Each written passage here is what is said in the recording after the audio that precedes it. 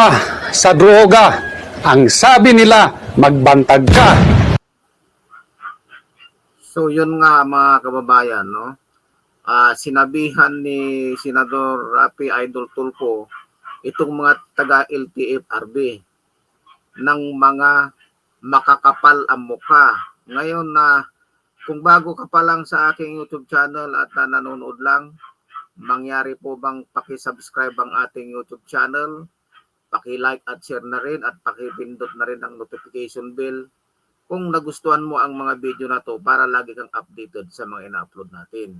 So yun nga mga kababayan, itong si Idol Rapi Tulfo, talagang binira niya itong mga taga LTFRB na halatang halata naman daw na mayroong kumikita rito. Panoorin natin to mga kababayan.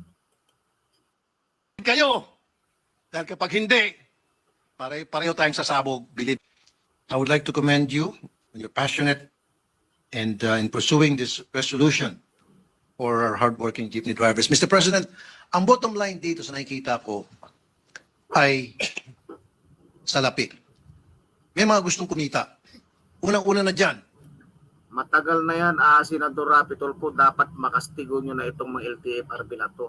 Talagang makakapal ang pagmumukha nitong mga ito. They're now salivating.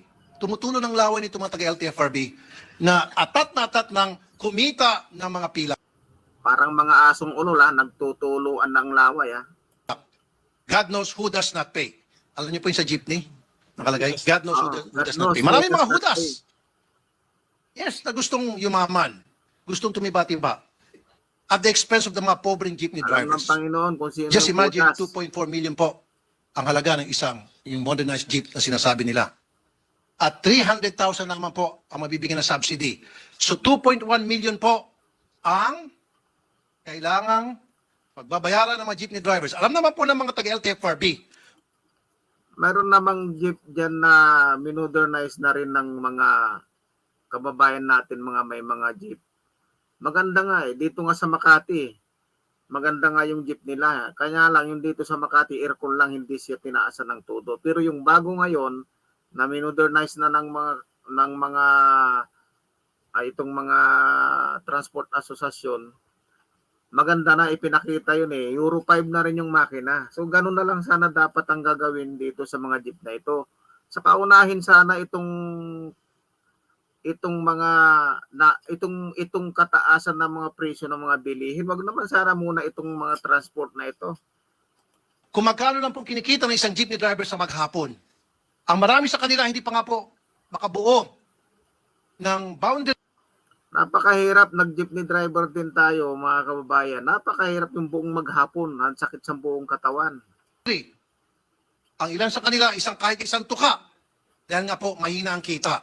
Pagkatapos, kakargahan ng 2.1 million pesos na poproblemahin babayaran, ang kakapal ng mga mukha nito mga nagtutulolaway ng mga taga-LTFRB. At tama kayo, Mr. President, I agree with you. Yung mga taga-LGU, kanya-kanyang diskarte. Ayaw magbigay ng rota dahil gusto nila salagin yung rota, kailan tumaan sa kanila. I have so many experiences, hindi naman po lahat. Ito mga taga-LGU, gustong kumita. Hinuhuli po yung mga jeepney drivers. Hinuhuli po yung mga tricycle sapagkat gusto nilang magkaroon ng sarili nilang unit.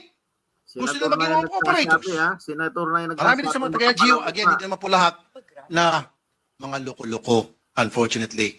Sana Idol Rapi Tulfo, ito matauhan na itong mga ito sa mga salita mong yan. Sana tablan naman sila ng kapalang mukha nila. Sa halip na kaawa ng kanilang mga constituent, mga taong bumoto sa kanila, yung pang kanilang mga ginigipit.